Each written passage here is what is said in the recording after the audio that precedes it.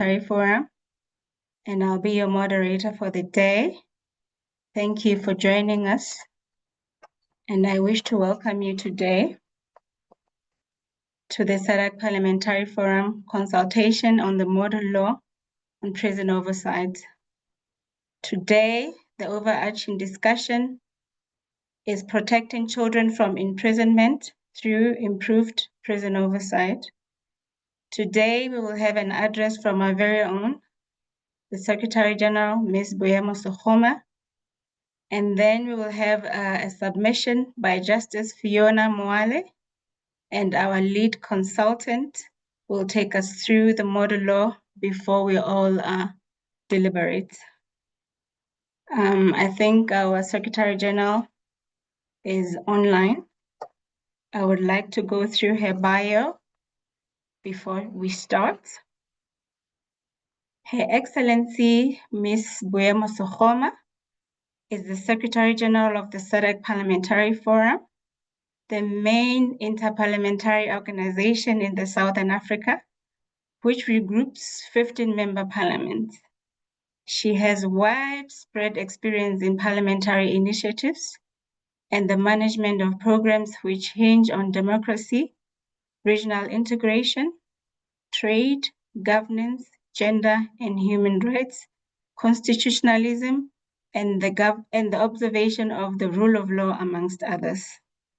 She has also assisted in spearheading several regional instruments in the form of model laws, which constitutes of the thematic legal norms on HIV and AIDS, free and fair elections, eradicating child marriages, counter gender-based violence, and promoting public financial management, amongst others, which act as the gold standard in terms of guiding, benchmark, and progressive domestication of national parliaments. Ms. Boyamo's biography is by and large extensive. She has a very extensive biography. I'd like to cap it here for progress' sake.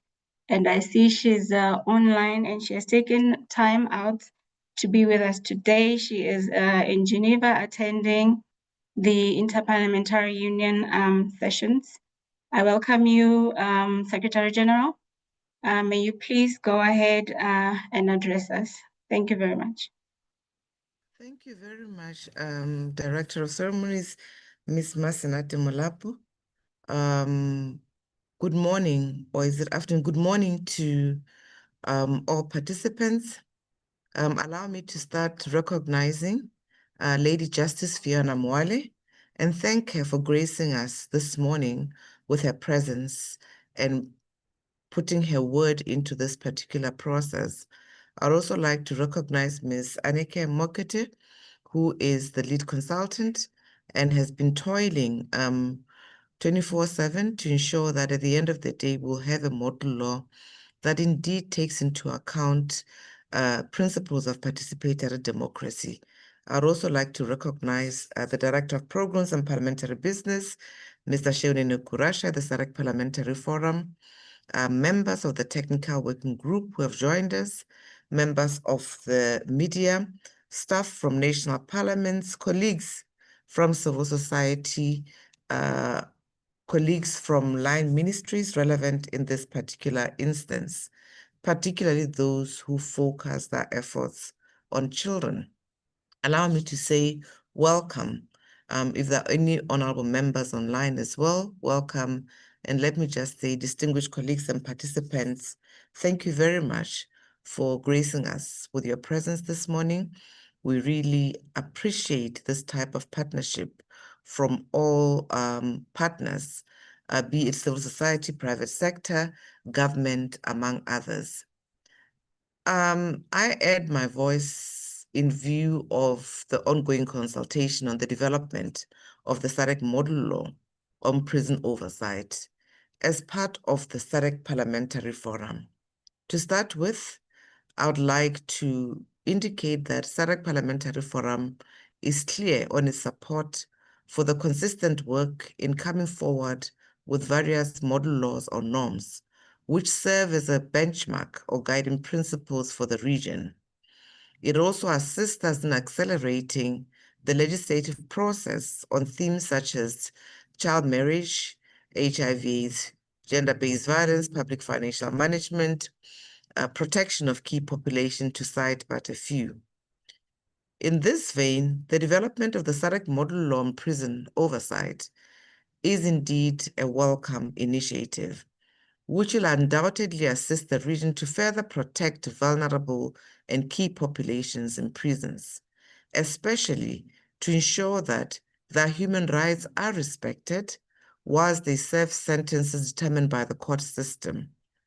It is the foundation of the rule of law itself that prisoners should not suffer plights of admonishment beyond those imposed by the court system, which is the outcome of a fair trial that is an adversarial process where the accused party has the right to a defense. Dear colleagues, the accused party who is convicted by a court of law should serve the punishment provided for by the court sentence only. The prison settings should not disclose other unknown punishments, which may go well beyond the limitation of freedom of movement. And this is the position of the members of parliament who agreed that we must proceed with the development of the SADC model law. With this said, my address today will focus on the linkages which exist between prison settings and the protection of children. Here, I'm also speaking on behalf of children in SADC and beyond the world. I'm also speaking insofar as we have defined that a child is anyone who is below the age of 18. However, we're very much aware that we have children who are held who are even below the age of 8 years old. We believe that the protection of children is a critical bedrock for any civilized society, and this protection must prevail within or outside prison settings. First of all, I'd like to highlight that there shall be a minimum age for criminal responsibility. The agreed age worldwide is usually 14 years old. So children under 14 years old who commit criminal offenses are not prosecuted, but are rather rehabilitated under parental supervision and the assistance of other professionals such as child psychologists, among others. This position is in line with the UN Convention on the Rights of the Child. Secondly, children who are aged 14 to 17 years are usually termed as juvenile offenders. They are prosecuted by the state. However, when convicted, they are confined to separate detention facilities, which focus further on rehabilitation than punishment. It is a fundamental principle in child protection that juvenile offenders should not be sent to mainstream prisons with adult offenders, and this is clear from the outline of the SADC model law, which is grounded in the United Nations standards, minimum rules for administration of juvenile justice. Juvenile detention facilities are often correctional centers, especially because the emphasis is on the correction of behavior rather than admonishment, a situation which should allow the education of the child to continue seamlessly.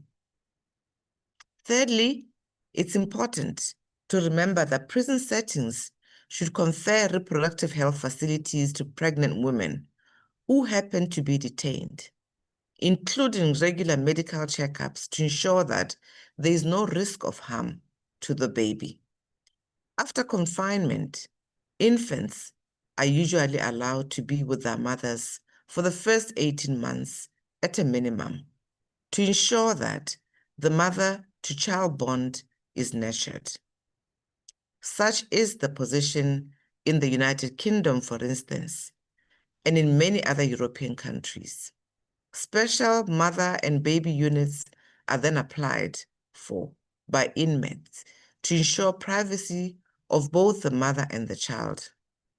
The placement of mother together with the newborn child is another provision highlighted in the SADC model law. So it is not a situation where we're trying to create something that humanity is not experiencing elsewhere. Lastly, I would like to address the issue of prisoners who have children. It is imperative for children to be able to continue to meet their parents, even when they are serving sentences. Here, laws of countries to country vary, but most countries allow a visit of at least once per week, where an unaccompanied child can visit his or her parent in a prison setting. Usually, safeguards and conditions are put by the Commissioner of Prisons to ensure the best interests of the child are preserved during this encounter or meeting. Around the world, though, some allowances for good behavior are also made by the prison administration, which would allow the prisoner under close supervision to make a brief visit for birthdays or during weddings or family funerals, thus ensuring the survival of the bond with children and the family.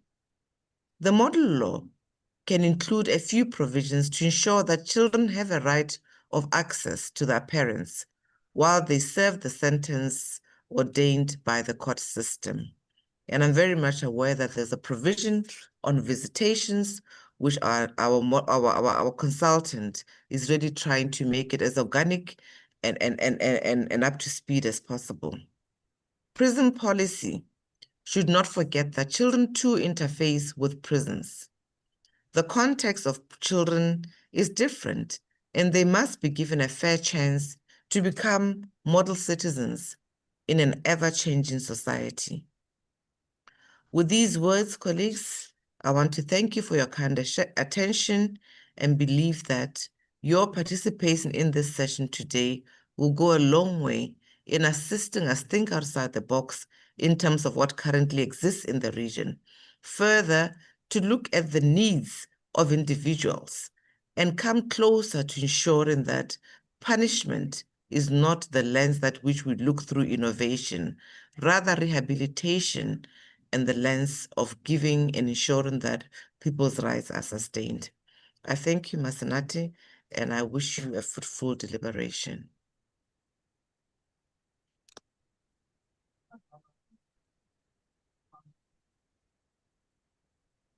Thank you. Thank you so much, SG.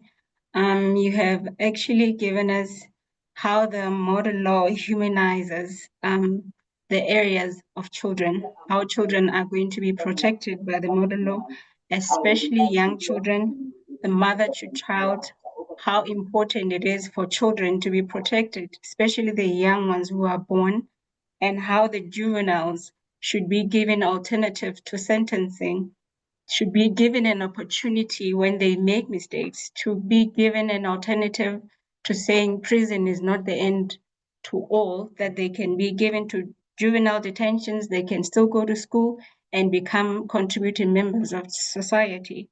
We thank you for that contribution. And I know you are busy with IPU. Thank you. You're at Liberty SG to continue with the rest of the day while we deliberate. Thank you so much. Thank you. At this juncture, I would like to call upon Justice Moale to give her submission. I've seen that she's already online. And before she comes up on stage, I'd like to read her bio, her impressive bio. Justice Fiona Moale is a prominent Malawian judge with an LLB from Leeds and an LLM from Warwick, currently pursuing a PhD at the University of Cape Town. Appointed to the High Court in November 2012, she is the judge in charge of the Family and Probate Division. She is acting Justice of Appeal in the Malawi Supreme Court. She has significantly contributed to juvenile justice and chairs the Child Justice Directorate and the National Child Justice Forum. She is internationally recognized for her work for children's and women's rights, gender and human trafficking, which began with her influential work at the Malawi Law Commission, drafting gender-related and childcare laws. She has published a monograph on family and succession laws in Malawi. Thank you and welcome to the session, Justice Fiona Mwale. Thank you so much for joining the session. You are welcome. You may go ahead and give your submission. Thank you very much. I am in the middle of a National Child Justice Forum meeting where we're planning for the year to come, and the experiences that I'm gathering in this main meeting that I'm attending are going to inform my submission. So standing on the protocols that have already been observed, thank you very much for inviting me to make this submission.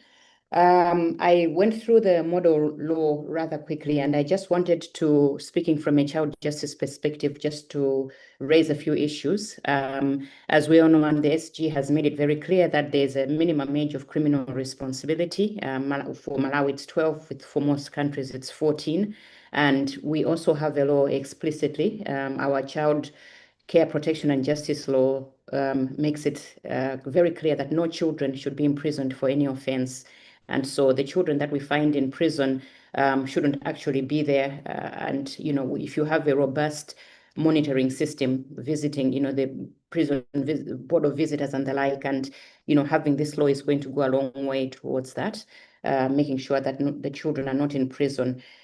Our problem starts, though, with the fact that for many countries around the region, birth registration is not complied with robustly, especially for Malawi. And so you find that a number of children have no way to prove how old they are. And that, for countries like mine, is the reason why so many children end up in prison. When their cases come up for trial, they are asked how old they are. They will normally lie about their age, or they don't know, or their parents thinking that they will get a better outcome. Sometimes influenced by law enforcers will give a false age. I've been told many times when I used to visit prisons, I used to be chairperson of the board of visitors, which we call the Child Case Review Board. Every time we went to prison to visit, we'd find a lot of children there. And when we asked why they were there, they said the prosecutor told us to say if we were 18, we would be out in 5 minutes. And of course, they are now serving a sentence in adult prison. So the reasons why children end up in prison in the first place is so important to also look at. If we are going to have a robust system, part of the monitoring exercise should also look into the record as to how the children ended up there in the first place. Because if we don't stop this intake, we're just going to be reacting rather than solving the root causes. Moving on from there,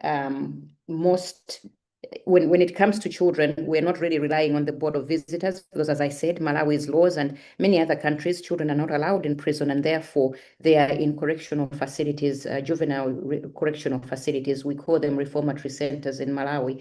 And we have a board of visitors specifically for these that would really benefit from the model law. One thing that I would like to recommend is that we need to develop a strategy, especially for children in custody. We should devote, I don't think the vulnerabilities of children are fully addressed in the general provisions.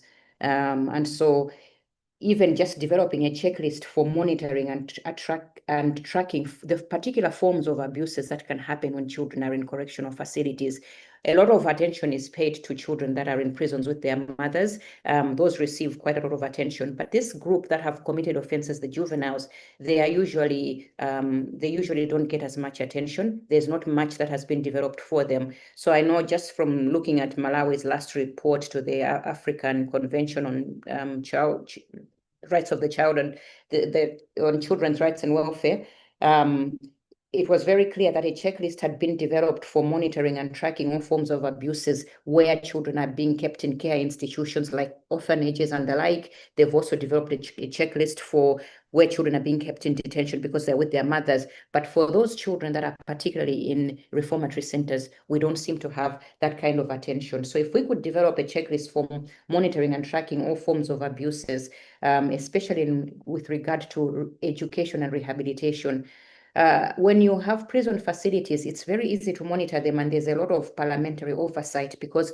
obviously prisons attract the attention that this is where liberty is, this is where people's right to liberty is curtailed. But when it comes to the reformatory centers, which don't normally fall under prisons, as the country's formal correctional facilities, there's no oversight whatsoever. So for instance, in Malawi, there's absolutely no parliamentary oversight for children that are in reformatory institutions.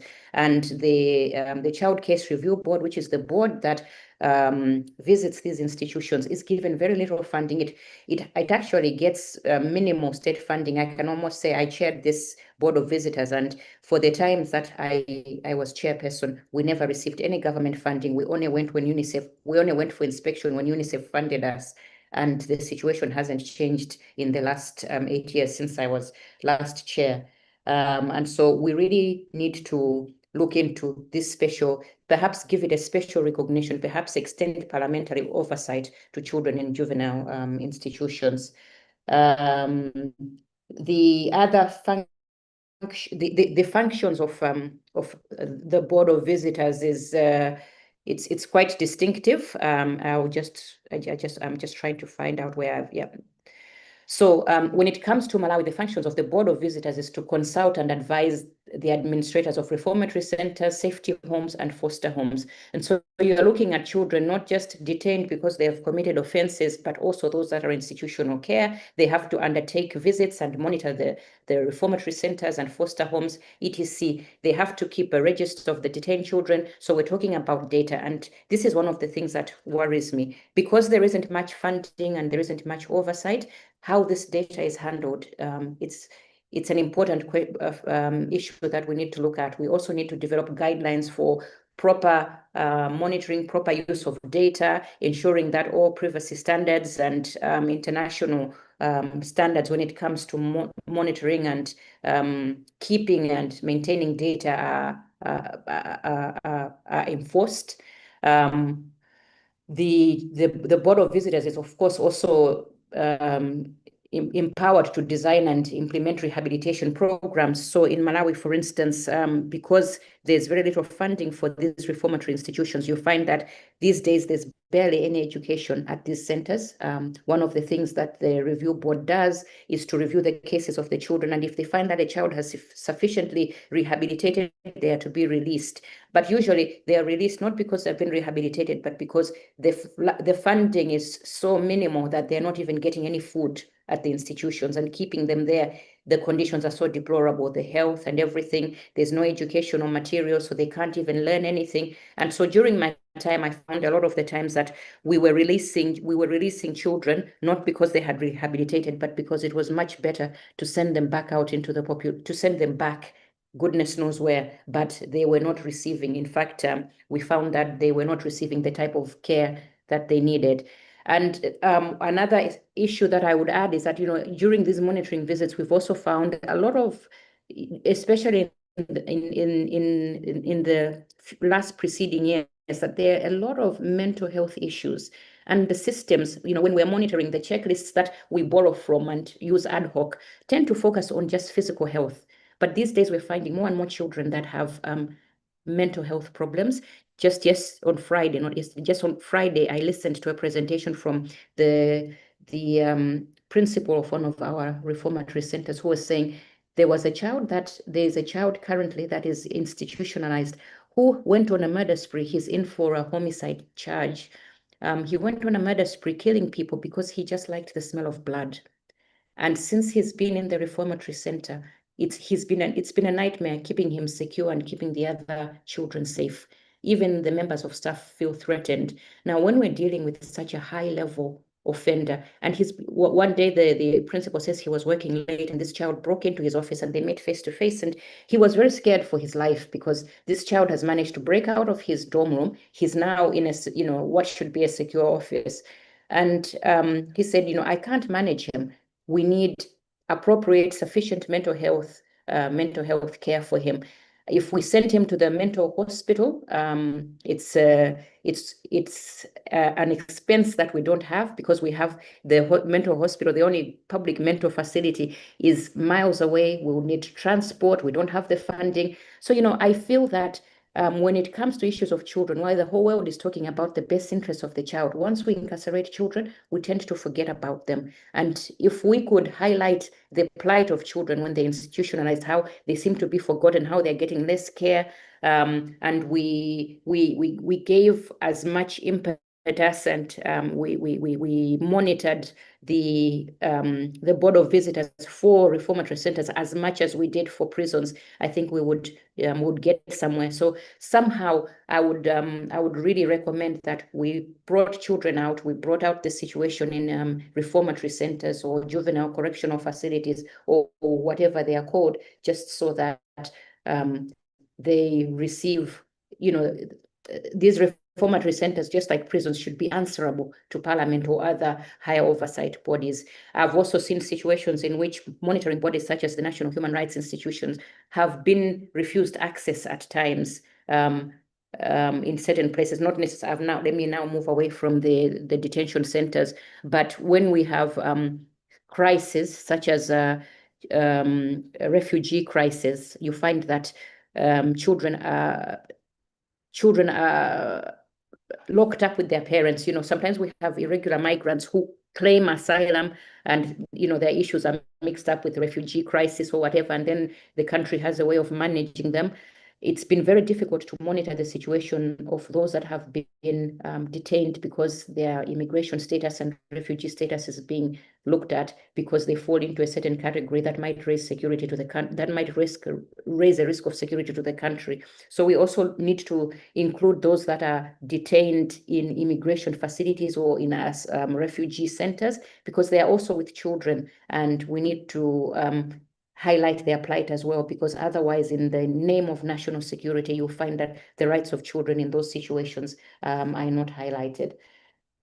Other than that, I think, let me stop. Oh, the last thing I was going to say is that, we find that a lot of children are being detained when they should have been diverted. The laws in most countries allow for diversion, but in our particular instance, it's been very difficult to divert children because sometimes the offenses that they're committing are very serious, and you find that when they are released out into the community, mob justice occurs. They don't want these children back, and you can imagine this child who went on a killing spree just because he liked the smell of blood. If he goes back into the community, he's not going to survive.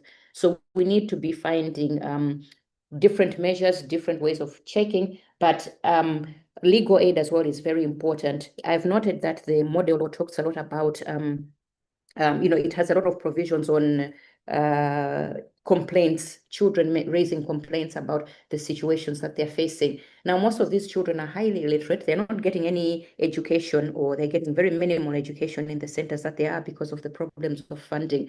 They are not really empowered to be able to make complaints. So if they're going to make use of the complaints mechanisms, which are very impressive and laudable, but I don't see them being useful at all, because the children will not be empowered to make them. And I don't know to what extent, considering the frustration of those who are looking after them, they have no resources. They just needs that issue of how children can be empowered to make complaints needs to be thought of a little bit more. Maybe if they could be visited more by legal practitioners or more by social workers who would then be able to make these complaints on their behalf.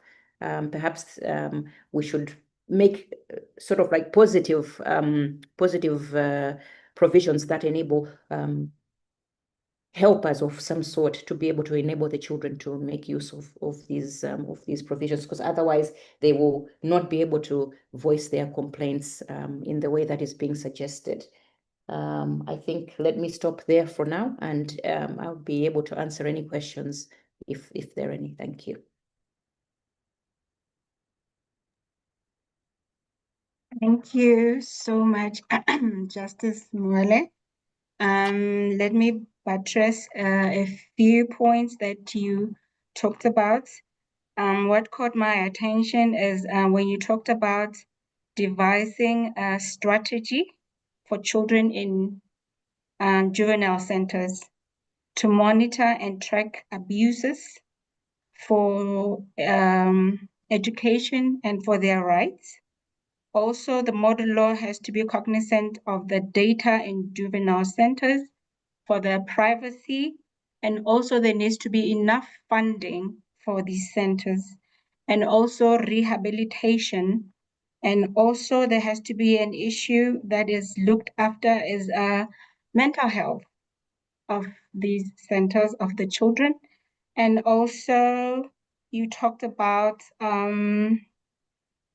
children should have a way to make complaints. Children should, there should be a way that they have to be diverted rather than being detained.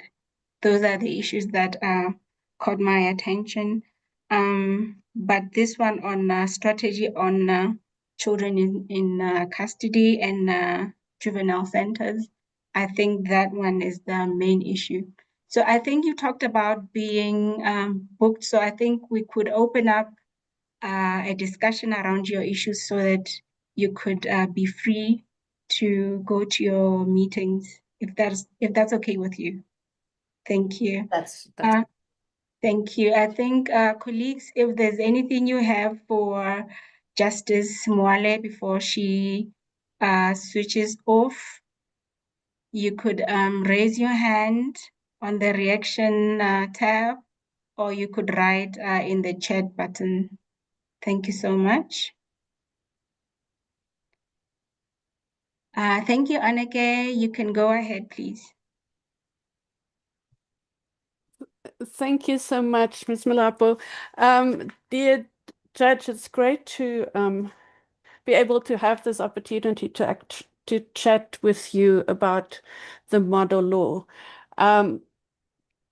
I had always looked up to Malawi's child justice system because of the fact that it's existed for more than a decade, and it introduced a lot of innovations in a resource difficult setting. And there has been, like, your Child Justice Review Board and your Child Justice Forum, they are very laudable and important ways in which Malawi have tried to reduce the number of children in detention. So it's then quite worrying if, like you say, reformatories are not being, if there's no oversight of reformatories. And one would have thought that would be the case given the good laws that are in place.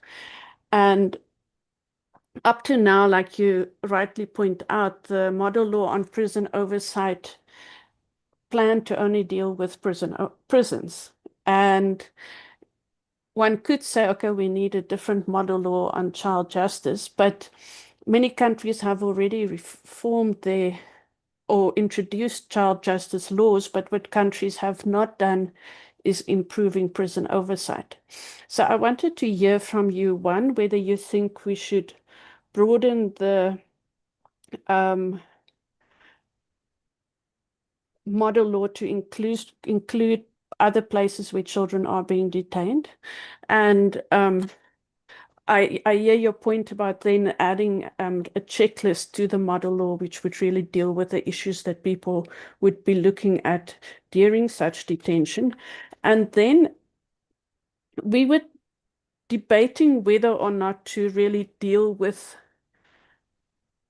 whether to start from the point that children ought never be detained in a prison, so that when an oversight body comes to a prison, there are immediate steps that oversight body needs to take to ensure that the children are moved from imprisonment.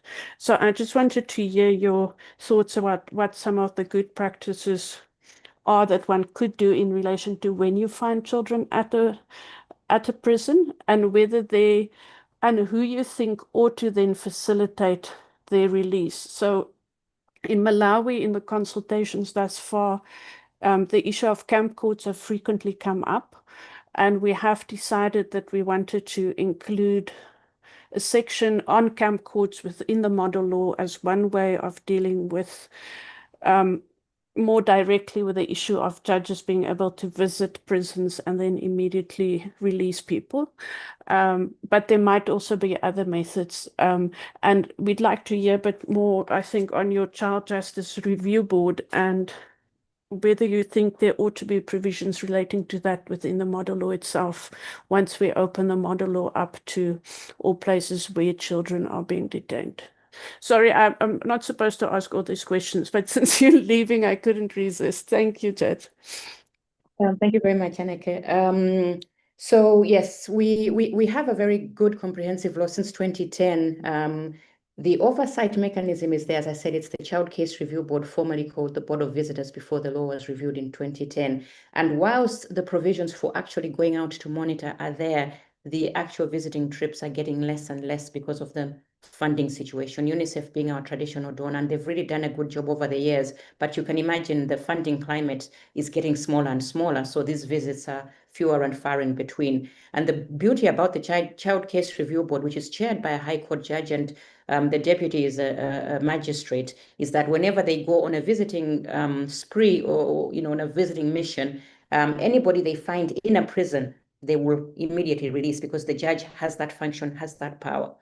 The problem is, like I say, the funding one, that funds have to be found to make this a reality rather than something that just happens once in a while. And as I said, the Child Case Review Board, whilst it has a checklist when it's visiting homes, because it has a very wide mandate, it's not just those that are in custody. And so when it's visiting children that are detained elsewhere, they seem to have developed a checklist and they have a proper way of working, but this hasn't extended to the criminal side. And so the juvenile justice side could use a little bit more attention. I would recommend broadening the model law to include children that are in detention, because I think that special, the model already recognizes specialist groups that deserve special attention because of their vulnerabilities. And I think that children should be highlighted. And as I said, it's not just the children in juvenile justice whose rights are being infringed. It's also those children who are being detained with their parents in, as refugees, because sometimes they're just rounded up, and you've heard of these cases where all refugees are just rounded up, kept in detention. And then some of them have very small children.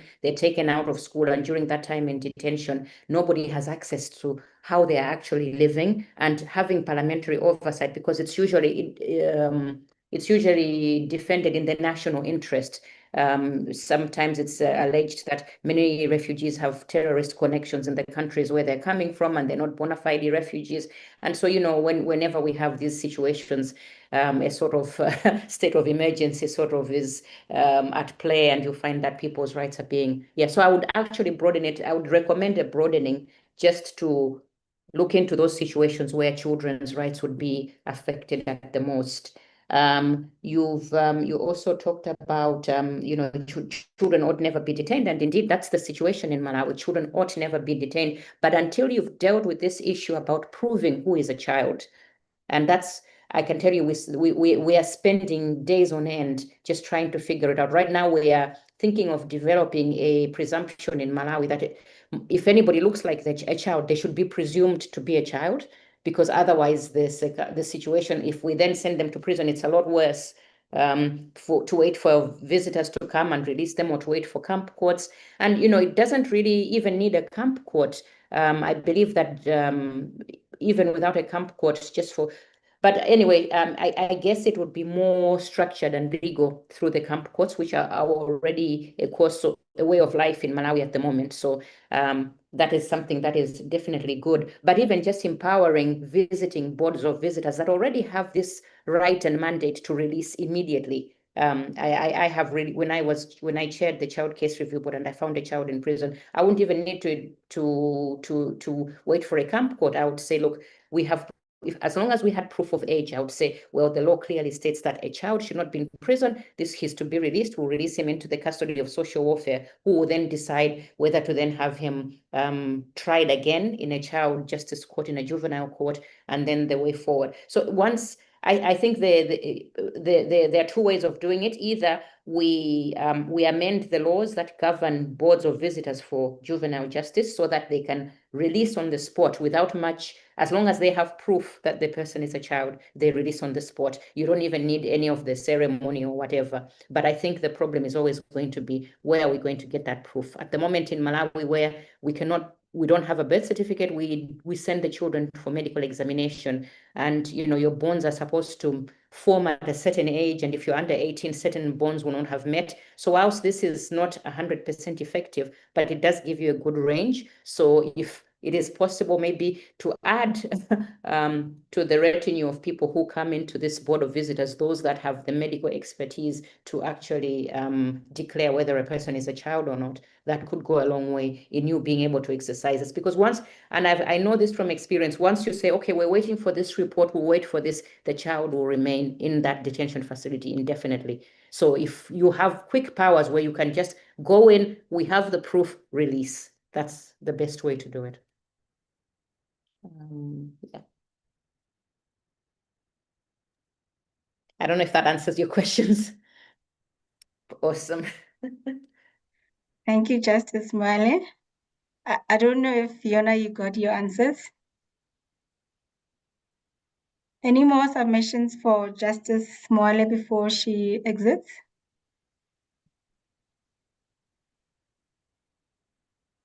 I don't see any more hands.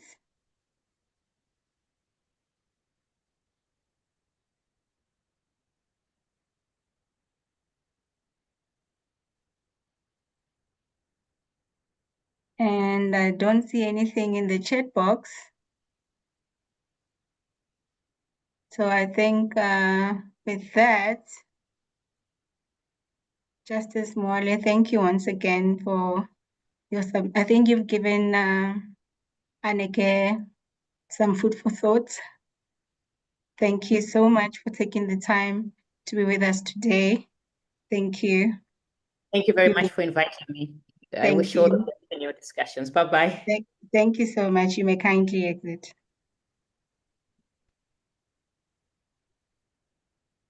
At this time, ladies and gentlemen, it's time for our lead consultant, Anneke Mirakota, to give us an outline on the SADC model law on prison oversight.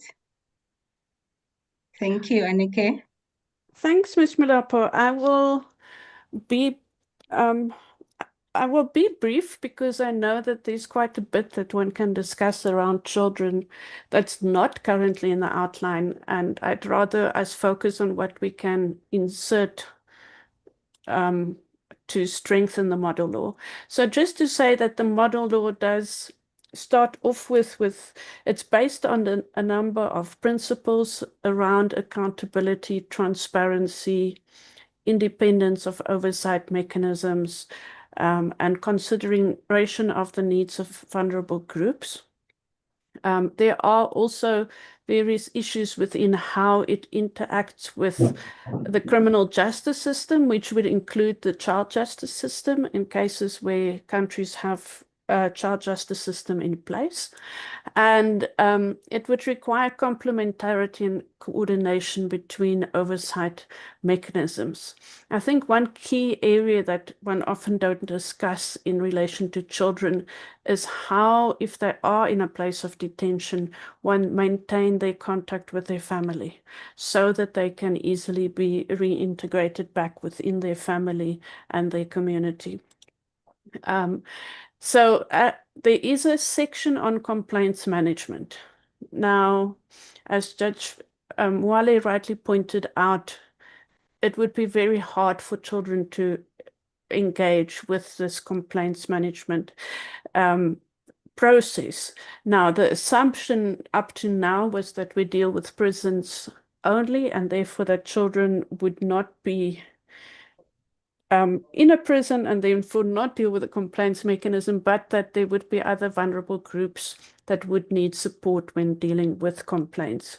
And it is about really assisting people to know what the process is to make such complaints. Now, in the cases of children, those considerations are very different, and I'll speak about this later.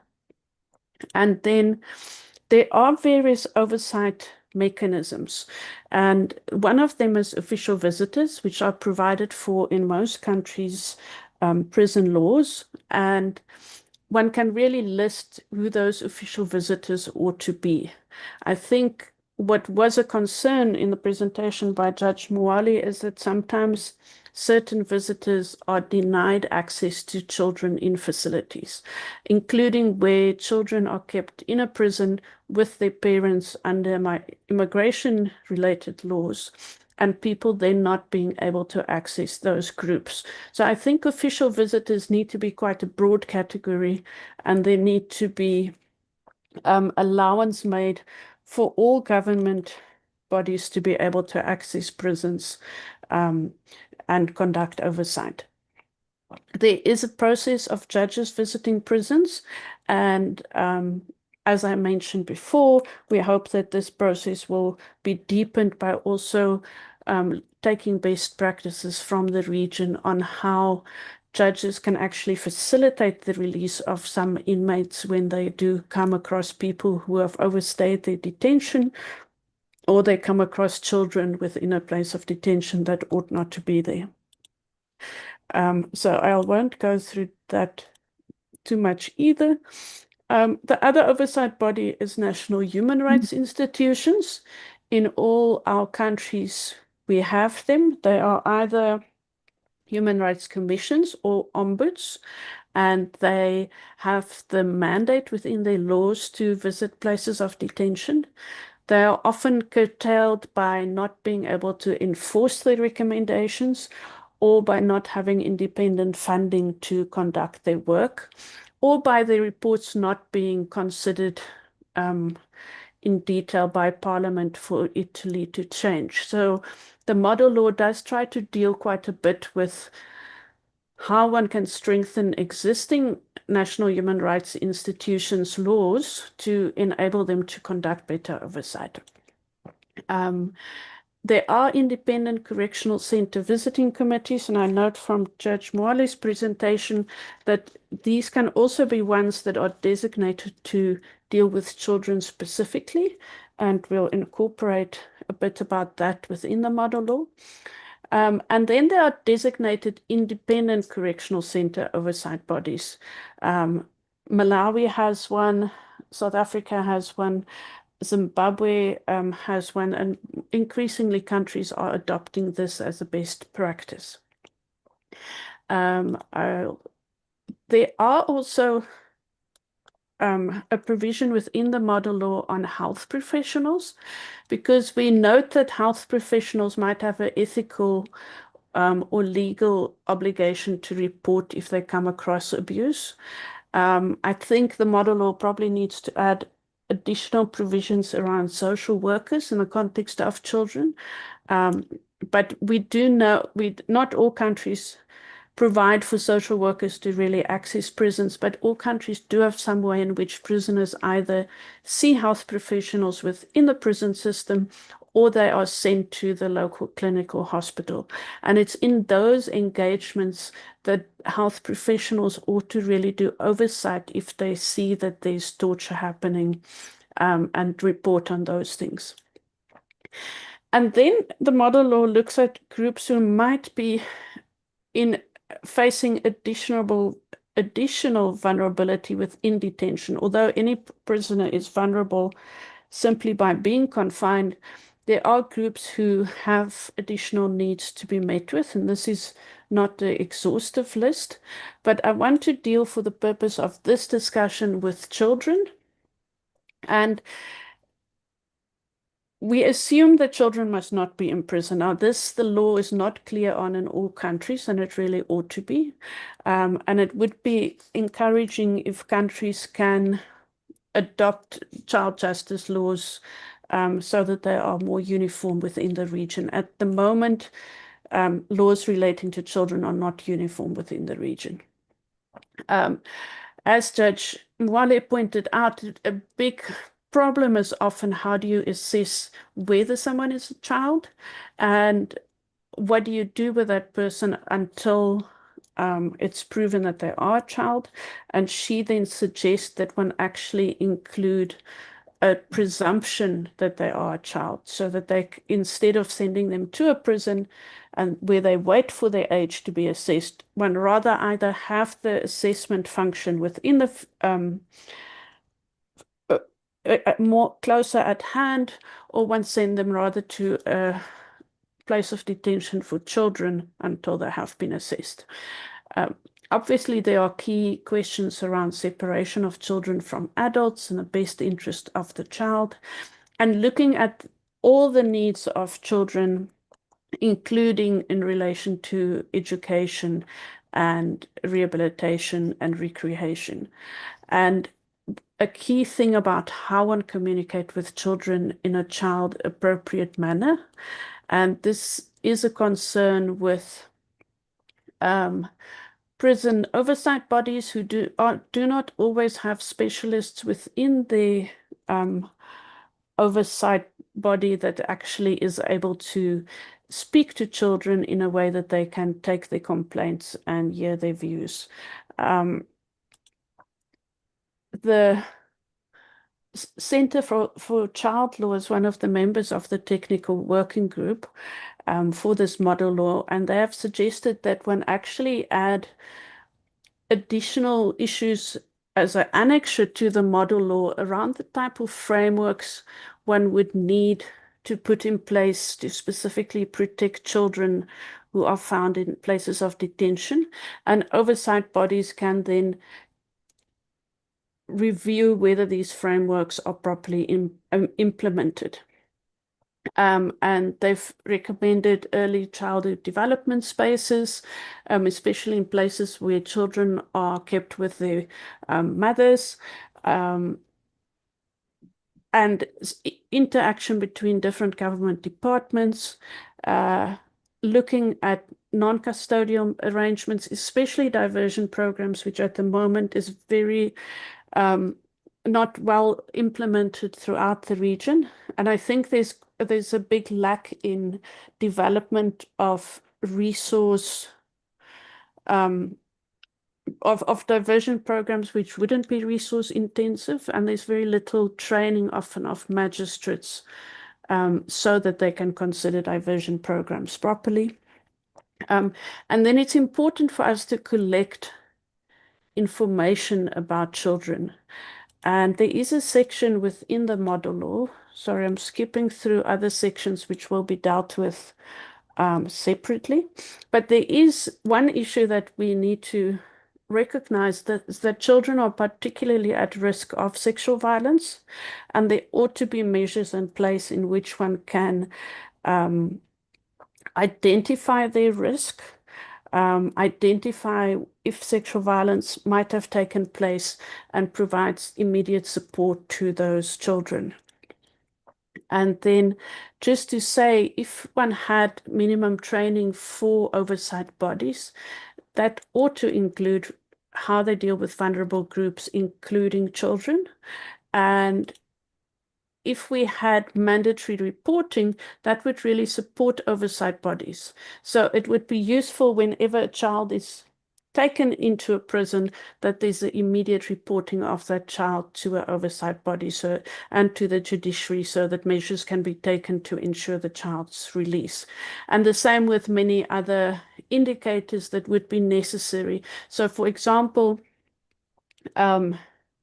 parliaments can improve their oversight and their budgeting of places of detention if they know how many children are there, what their needs are, and those sort of things. Because you ought not to have a situation like Judge Mwale described, that where you have reformatories that doesn't even have food and education provided for the children who are detained there, because that really defeats the purpose of rehabilitation and violates their rights. So there's a lot there that I think in the context of Judge Mwale's presentation would require us to infuse a lot more child-centric approaches within the model law.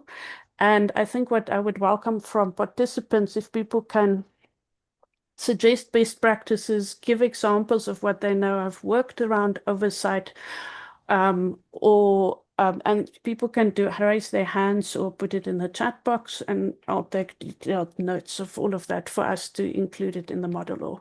So I'll leave it at that. Thanks so much, Ms. Mlapo. Thank you, Nika, for really, explaining to us what the model contains in terms of protecting children from imprisonment through improved prison oversight. For now, we will open it up so that we give our best practices, our lived experiences, our technical expertise, our country experience to enrich the process so that Ms. Anneke can really enlarge the model law. Before we proceed, I would just like to give a quick house rules, although we've already interacted with one another. There's a button there on interpretation. We have 3 languages here at the SADC Parliamentary Forum. We have English, French, and Portuguese. You choose your preferred language. You can put in the chat box any messages you want, or you can react and raise your hand if you wish to speak to Ms. Anneke.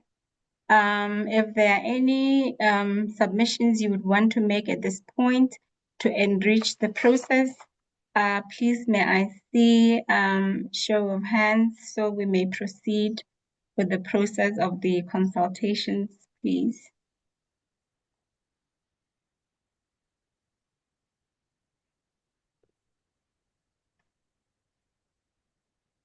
Honorable Veda, you have the floor. Thank you. Thank you, Honorable.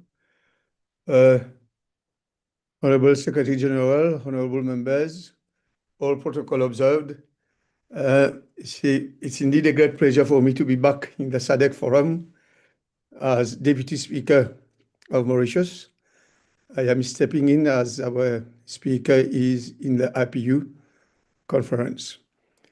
It is both an honor and a solemn responsibility to address this important consultation, convened under the auspices of the SADC Parliamentary Forum, and we advance towards development of a SADC model law on prison oversight. This consultation, focusing on protecting children from imprisonment through strengthened oversight, touches the very heart of our shared humanity. There can be no true measure of justice in a society that allows its children, our region's most vulnerable citizens, to suffer because of circumstances beyond their control. Across our region, many children are born in prisons, live behind bars with their mothers, or face separation and stigma when their parents are incarcerated. These children did not commit any crime, yet they bear the psychological, emotional, and sometimes physical scars of imprisonment. Studies have shown that children living in prisons environment face malnutrition, inadequate medical care, and developmental delays, while those separated from imprisoned parents often endure emotional trauma, poverty, and social exclusion.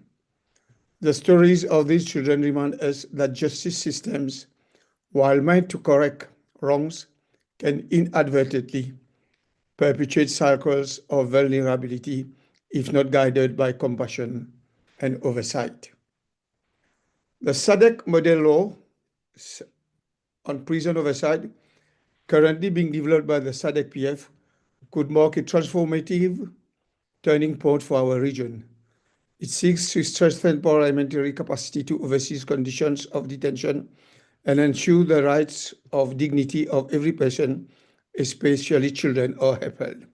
Here, let me pause to state that unfortunately in Mauritius, Parliament does not have an oversight function on the prison system itself and the custodial institution that we have.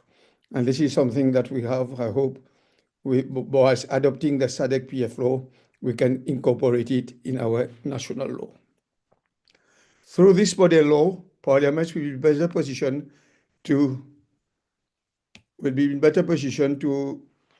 advocate for alternatives to imprisonment, particularly for mothers with minor children, in line with the Bangkok Rules and Convention of the Rights of the Child, encourage non-custodial sentences and community-based rehabilitation, mandate human standards in correctional centers, ensuring that children residing there have access to adequate nutrition, healthcare, and early childhood development services, and strengthen independent oversight mechanism that monitor and report on conditions affecting women and children in custody. This is a moral compass that calls us to reimagine justice system that rehabilitate rather than punish and protect rather than neglect, especially when it comes to children. The timing of this initiative could not be more apt. Our region continues to confront overcrowded prisons, poor sanitation, and under-resourced correctional facilities. Challenges worsened by socioeconomic hardship and migration pressures.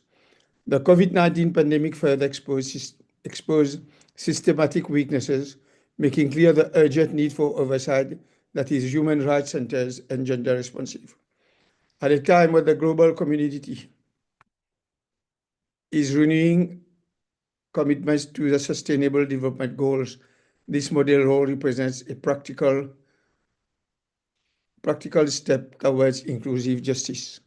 It aligns with SADC's broad aspiration and the Vision 2050 and the RISDP 2020-2030, where human dignity and social justice are cornerstones of development. Parliament, as the custodians of democracy and the voice of the people, bear a profound duty to ensure that the principles of justice are not confined to the courtroom, but are lived realities in every corner of society, including behind prison walls. Through oversight, lawmaking, and representation, parliaments can shine a light into dark places, ensuring accountability, humane treatment, and opportunities for reform. As the speakers, members, and parliamentary actors, we must continue to champion the rights of those without a voice. Children in prisons, women in detention, and men awaiting trial for years without justice. Oversight, when carried out with courage and consistency, can be a bridge between the ideals of justice and the lived experience of our people. I wish to commend the SADC Parliamentary Forum under the leadership of its Secretary General, Mrs. Boemo Segoma, for ensuring that this process remains consultative, inclusive, and participatory.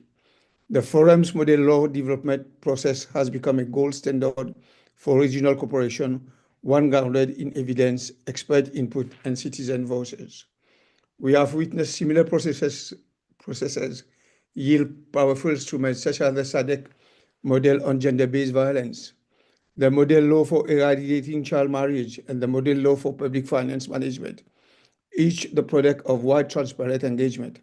Today, we continue in that proud tradition, ensuring that the model law on prisons oversight is informed by those who live, work, and reform within our constitutional system.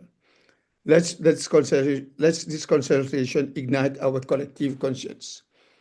Let us commit to developing a regional instrument that ensures no child grows behind bars and that mothers are supported, not punished for their circumstances. Let us uphold the belief that human rights do not end at the prison gate. Today, we can transform our prison in places of rehabilitation and our justice system into instruments of hope. And through robust parliamentary oversight, we can ensure that the spirit of justice follows to every child, every woman, and every man without exception. I thank you all for your dedication, your wisdom, and your commitment to making Southern Africa, a region where dignity is defended and justice is humane. Thank you. We thank you so much, Deputy Speaker, and we thank you for your commitment to the SADC-PF. Also, we thank you for making a commitment that when this model law has been done, you will make sure that it's domesticated in Mauritius. We thank you so much. Thank you. Thank you. We have a submission from Ishmael that says in Mauritius, we have the Ombudsman for Children who visits children placed in rehabilitation or correctional youth centers, as well as babies who are with their mothers in prisons.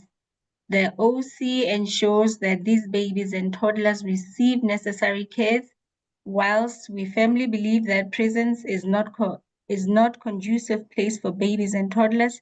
The OC draws the attention of the authorities on any violation of the rights of children deprived of their liberty. Unfortunately, that presently children in custody have decreased. Ishmael, I was hoping maybe you would tell us what OC is.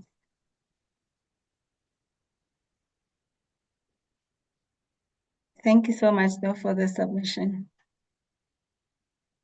Thank you once again to the Deputy Speaker of Mauritius. Thank you.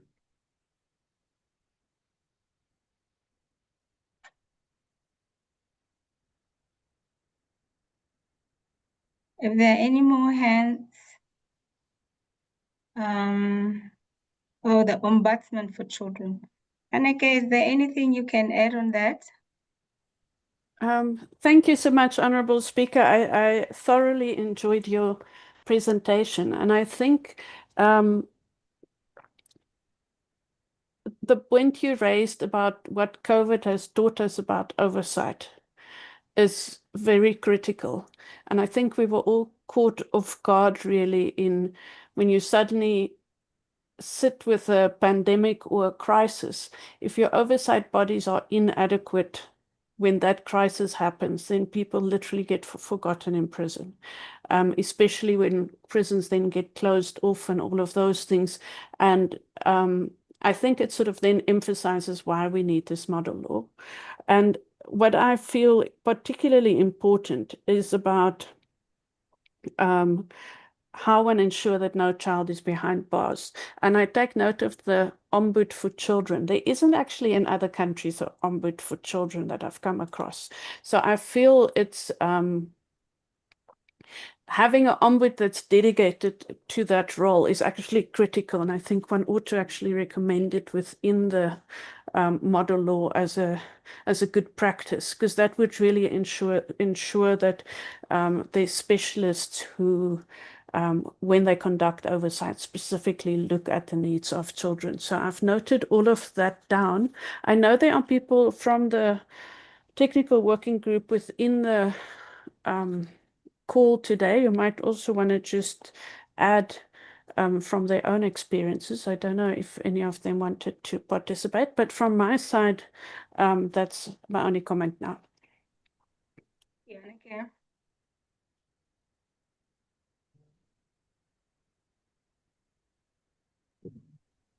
Any more submissions?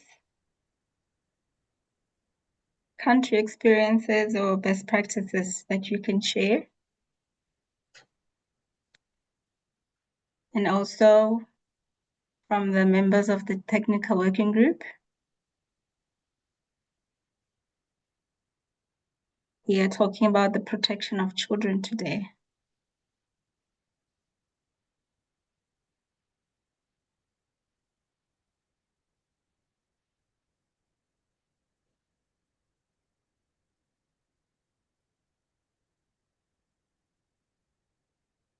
We have a question from Paul Jobe.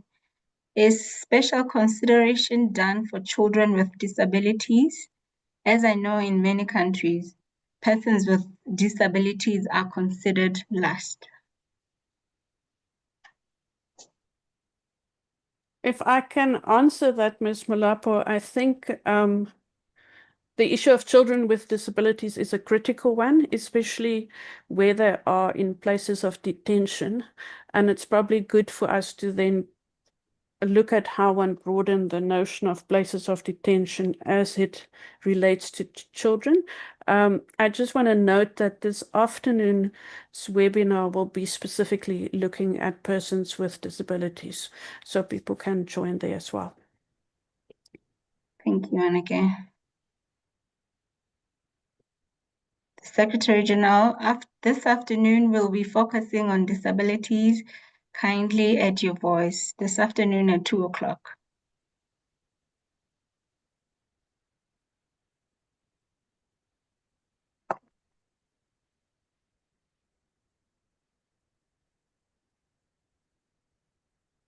Any more interactions, questions?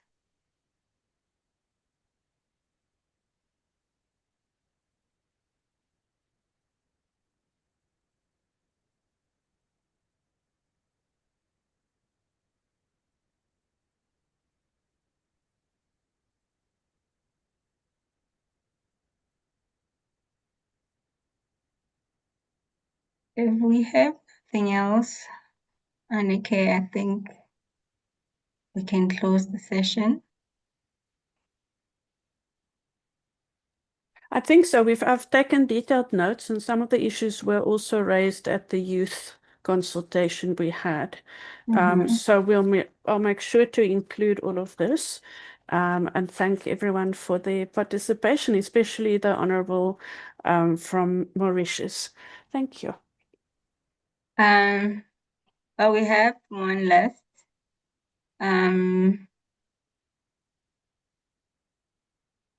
We need to also consider girls who need safe spaces in prisons. From Winfred.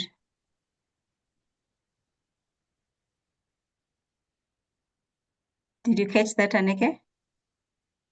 Safe spaces for girls in prisons. Thank you. Colleagues, thank you very much for joining this session. Let me show you where you can share.